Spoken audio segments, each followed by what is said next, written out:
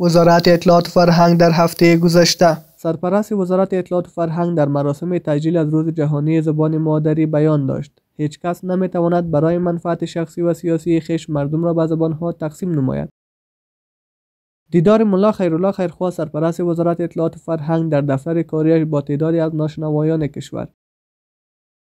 معین فرهنگ و هنر در دفتر کاریش با سفیر کشور ژاپن دیدار کرد. دیدار آتشه فرهنگی کشور ایران با معین مالی، اداری و گردنده وزارت اطلاعات و فرهنگ. با پایان رسیدن سمینار در حوزه با آمران 33 ولایت از سوی معینیت امور جوانان وزارت اطلاعات و فرهنگ. تامین امنیت سرتاسری در کشور باعث سفر گردشگران خارجی زیاد به افغانستان شده است. دیدار نماینده یونیکار با معین امور جوانان وزارت اطلاعات و فرهنگ. سپرده شدن 7 قلم آثار تاریخی به موزیم ریاست اطلاعات و فرهنگ ننگرهار. رئیس اطلاعات و فرهنگ نیمروز با مسئولان شرکت‌های سیاحتی شهر زرنج دیدار کرد.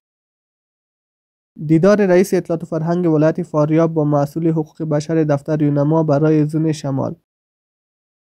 با پایان رسیدن سمینار ارتقای ظرفیت به سخنگویان ادارات دولتی و خبرنگاران ولایت بادغیس. 2 تن از اشتراک کنندگان ممتاز رقابت سیرت النبی در ولایت روگر به حج عمره فرستاده می شوند. مساعدت چندین جلد کتاب به محبس عمومی ولایت کندهار از سوی ریاست اطلاعات و فرهنگ کندهار. برگزاری نشست ریاست اطلاعات و فرهنگ تخار با مسئولان یوتیوب چینل ها.